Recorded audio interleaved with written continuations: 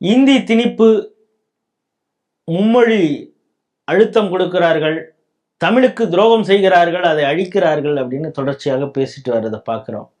ஆனால் பார்த்தீங்கன்னா திருவள்ளூர் மாவட்டத்தில் வேளாண் நிதிநிலை அறிக்கை தயார் செய்வது, அதாவது 2025-26க்கு அது சம்பந்தமாக ஒரு கலந்தாய்வு கூட்டம், அது மட்டும் விவசாயிகள் அதிகாரிகள் கருத்து கேட்பு கூட்டம் நடத்தியிருக்காங்க. அமைச்சர் எம்ஆர்கே பன்னீர்செல்வம் அவர்கள் தலைமையில். பிறகு அந்த ஒரு 8 மாவட்டங்கள், அதை விட்டு இருக்கக்கூடிய எம்எல்ஏக்கள் இவங்கெல்லாம் பங்கெடுக்கிறாங்க, அரசு அதிகாரிகள், கலெக்டர் எல்லாருமே. இது ஒரு அரசு விழா. இந்த விழா தொடங்கும் பொழுது எப்பொழுதுமே தமிழ்தாய் வாழ்த்து பாடுவது தான் மரபு. ஏன்னா அப்பா அவர்கள் பல கிளாஸ் எடுத்துறாரு. சட்டசபைங்கிறது எப்படி தொடங்கும் அப்படின்லாம் கிளாஸ் எடுத்ததெல்லாம் பார்க்குறோம் ஆளுநருக்கே. அதே மாதிரி அரசு விழானா தமிழ்தாய் வாழ்த்தோட தான் ஆரம்பிக்கிறது.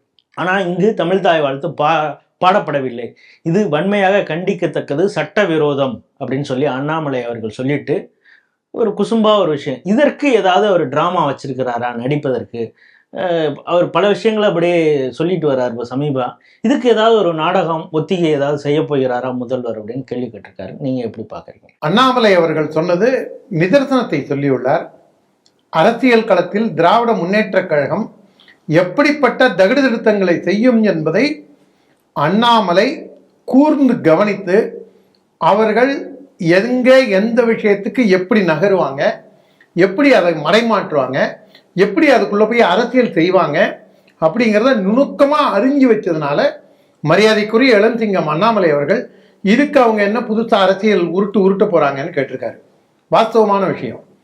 தமிழ்நாட்டில் நடக்கக்கூடிய பள்ளிக்கூட குழந்தைகள் மீது நடக்கக்கூடிய பாலியல் தாக்குதல்கள், தமிழகத்தில் உள்ள பெண்களுக்கு பாதுகாப்பற்ற சூழ்நிலை, தமிழகத்தில் உள்ள சட்டம் ஒழுங்கு பிரச்சனை, தமிழகத்தில் உள்ள கட்டற்று ஒரு கட்டுப்பாடே இல்லாமல் இருக்கக்கூடிய மது மற்றும் போதை பழக்கம், இதெல்லாம் மறைமாற்றத்துக்காக தான் தமிழக முதல்வர் மு.க.ஸ்டாலின் 39 பாராளுமன்றத்திலேருந்து 31 குறைக்க போகுது அப்படின்னு அவரே கற்பனையில் ஒன்று அள்ளி விட்டார்.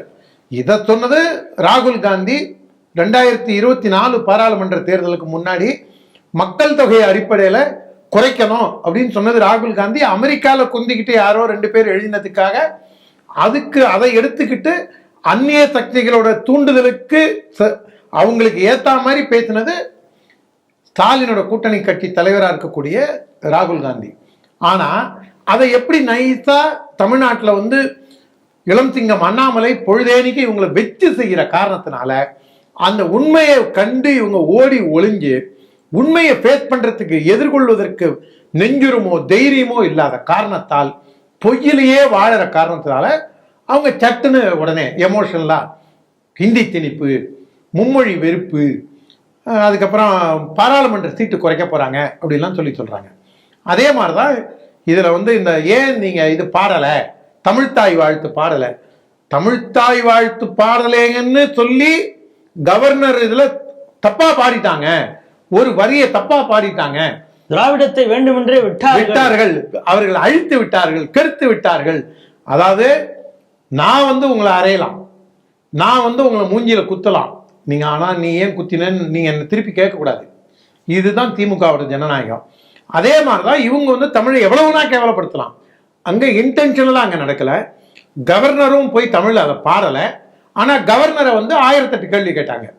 அதுக்கும் கொஞ்சம் பின்னோக்கி போனீங்கன்னா மரியாதைக்குரிய ஹெச் ராஜா அண்ணனுடைய தகப்பனார் அவங்க சமஸ்கிருதம் தமிழுக்கு ஒரு அகராதியை ஒண்ணு டிக்ஷனரி தமிழர்களுக்கு புரிய முடியாது சொன்னோம். திராவிட மாடல் தமிழ்ல அகராதின்னு சொன்னா அகராதி பிடிச்சவன்னு நினைச்சுப்பாங்க.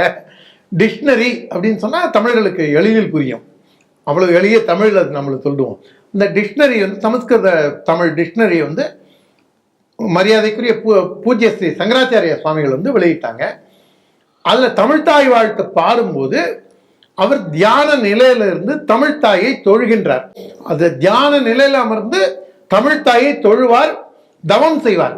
நீங்க அதை பார்த்தீங்கன்னா அந்த போட்டோ வீடியோ எதுல பார்த்தாலும் அவர் ஸ்டேஜில் குந்தி தமிழ்தாய் வாழ்த்துன்னு சொல்லும் போது அவர் அதுக்கு முன்னாடியே மென்டலி ப்ரிப்பேர் ஆகி அவர் தெய்வ நிலையில இருந்து தெய்வத்தை தொழுறார். அவர் அதை புரிஞ்சுக்காம அவர் உட்கார்ந்து இருந்து அவமதிக்கிட்டாரு, கேவலப்படுத்திட்டாரு.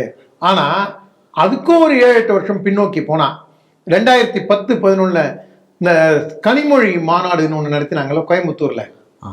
அந்த கனிமொழி மாநாடு இவர் லாட்ரி மாநாடு, கனிமொழிக்காக நடந்த செம்மொழி மாநாடு. ரைட். ஒன்றும் பெரிய வித்தியாசம் இல்லை. அவங்கள பொறுத்த வரைக்கும் கனிமொழி தான் செம்மொழி, செம்மொழி தான் கனிமொழி. அந்த செம்மொழி மாநாட்டில் கருணாநிதி வயது காரணத்தினால ஏந்திரிக்கலைங்கிறத விடுங்க, பேராசிரியர் அன்பழகனை விடுங்க, பக்கத்தில் இன்னும் சில பேரும் குந்திதான் இருந்தாங்க. அதெல்லாம் அவங்க கண்ணுக்கு தெரியாது. சங்கராச்சாரியார் அதை பூஜிக்கும் போது தமிழனையும் தமிழ் மொழியும் அவர் வந்து தெய்வ நிலையில வச்சு மரியாதை கொடுத்து பூஜிச்சா, பாப்பார பையல ஆரிய கைக்கூலியே, சங்கராச்சாரியே அப்படின்லாம் அவரை வண்டியா திட்டுவாங்க. கவர்னரை பீடாவாயா, பானிபூரி மண்டையா அப்படின்னு திட்டுவாங்க. எம்ஆர்கே பன்னீர்செல்வத்தை என்ன சொல்ல போறாங்க? எங்க பக்கத்து ஊருக்காரு அவரு இவங்களை தாண்டி அவர் அசிங்கமா திட்டி. நான் அதுக்காக சொல்றேன். இவர் வந்து எனக்கு ஒரு ஆசை என்னன்னா, ஸ்டாலினோ உதயநிதி ஸ்டாலினோ எங்க பக்கத்தூருக்காரரு எங்க மரியாதைக்குரிய அண்ணன் முட்டத்தார் எம்ஆர்கே பன்னீர்செல்வத்தை கூப்பிட்டு, யோ நீ எல்லாம் ஒரு ஆளாயா அப்படின்னா அவருடைய அந்த பன்னீர் வாயிலேருந்து வரக்கூடிய வெந்நீர் வார்த்தைகள் இந்த ஸ்டாலினுக்கும் உதயநிதி ஸ்டாலினுக்கும் அவர் எப்படி அவருடைய இயல்புல ஃப்ரீ ஃப்ளோல அவரை விடணும். ஏன்னா அவங்க அப்பா எம்ஆர் கிருஷ்ணமூர்த்தி கருணாநிதி எடுத்து அரசியல் செஞ்சவர். அவர் ஒன்றும் சர்வசாதாரணமா எல்லாம் அவர் வந்து பன்னீர்செல்வம்னா இன்னைக்கு ஸ்டாலினுக்கோ உதயநிதி ஸ்டாலினுக்கோ அடங்கி போலாம். கருணாநிதியாலேயே சமாளிக்க முடியாத மனிதராக இருந்த செஞ்சி ராமச்சந்திரனுக்கு சமமாக கருணாநிதியை ஒரு காலத்துல மிக தீவிரமா எடுத்தவர் தான் எம்ஆர் கிருஷ்ணமூர்த்தி. மிகப்பெரிய மரியாதைக்கு உரியவர். இளைய பெருமாள் எப்படி மதிக்கப்பட்டாரோ அதே அளவுக்கு எம்ஆர் கிருஷ்ணமூர்த்தியும் மதிக்கப்பட்டார். அந்த மாதிரி ஒரு உண்மையான சுயமரியாதைக்காரர் அப்படின்னா எம்ஆர் கிருஷ்ணமூர்த்தியை சொல்லலாம். அப்ப பன்னீர்செல்வம் இதுக்கு அவர் எதிர்வினை ஆற்றணும்.